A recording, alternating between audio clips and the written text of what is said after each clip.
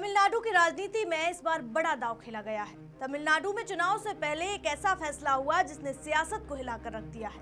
आधे से ज्यादा चेहरे बदल दिए गए हैं।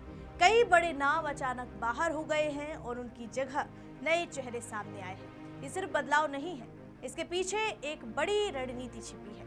लेकिन सबसे बड़ा सवाल, क्या ये दांव गेम बदल देगा या फिर उल्टा पड़ सकता है? क्या है ये पूरा प्लान, बताएंगे आपको। देखिए हमारी खास रिपोर्ट।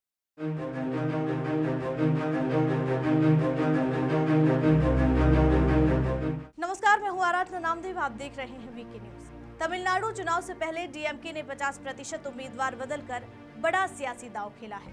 कई मौजूदा विधायकों और मंत्रियों को टिकट नहीं मिला, जबकि नए और युवा चेहरों को मौका दिया गया है। ये फैसला पार्टी की नई रणनीति और बदलते राजनीतिक समीकरणों का संकेत देता है, जो चुनावी नतीजों को प्रभावित कर सकता है।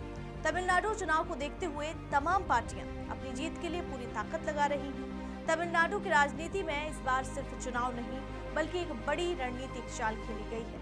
द्रविड़ राजनीति की धुरी मानी जाने वाली पार्टी डीएमके के मुखिया एम.के. स्टालिन ने उम्मीदवारों की सूची जारी करते हुए जो फैसला लिया, उसने सियासी हलकों में हलचल मचा दी है। आधे से ज्यादा चेहरों को बदल देना कोई साधारण कदम नहीं होता, और ये साफ संकेत है कि पार्टी अब सिर्फ पुराने भरोसे पर नहीं, बल्कि नए समीकरणों को बदली हुई जमीन पर दांव लगा रही है। सवाल उठ रहा है कि क्या ये बदलाव मजबूरी है या सोची समझी रणनीति है? क्या सत्ता बचाने के लिए जोखिम उठाया गया है, या भविष्य की राजनीति को ध्यान में रखते हुए नई टीम तैयार की जा रही है?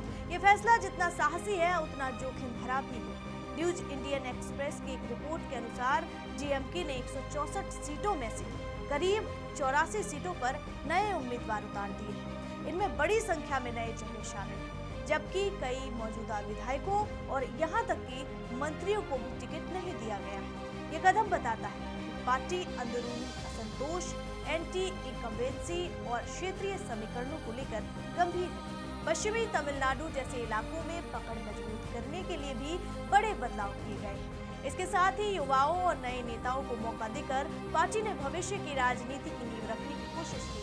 डीएमके ने इस बार 2021 के मुकाबले करीब 50% उम्मीदवार बदल दिए हैं। 3 मौजूदा मंत्रियों को भी टिकट से बाहर कर दिया है। हालांकि कुछ जगहों पर उनके परिवार के सदस्यों को मौका देकर संतुलन साधने की कोशिश की गई है।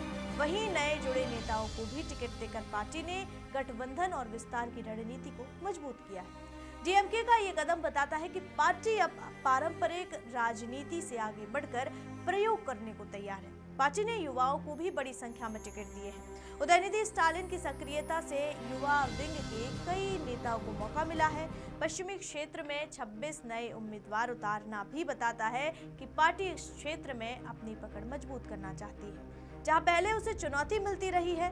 डीएमके की सूची में वंशवाद के आरोपों की झलक भी दिखी है। कई वरिष्ठ नेताओं के बेटों को टिकट मिला है। हालांकि पार्टी इसे अनुभव और निरंतरता का संतुलन बता रही है। अब सवाल ये है कि नए चेहरे, नई रणनीति क्या काम आएगी? डीएमके का ये कदम बताता है कि पार्टी अब पारंपरिक राजनीति से आगे बढ़कर प्रयोग करने को तैयार है। नए चेहरों के साथ साथ सामाजिक और क्षेत्रीय संतुलन बनाने की कोशिश भी की गई है।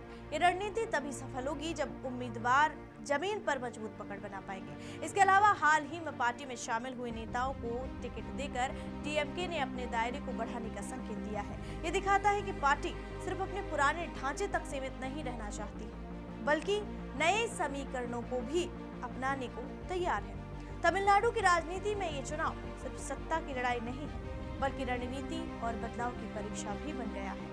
अब देखना दिलचस्प होगा कि डीएमके का ये बड़ा दांव उसे फायदा पहुंचाता है या नहीं। फिलहाल इस रिपोर्ट में इतना ही। ऐसे ही तमाम खबरों के लिए देखते रहिए वीके न्यूज। वीके न्यूज, राष्ट्र के नाम।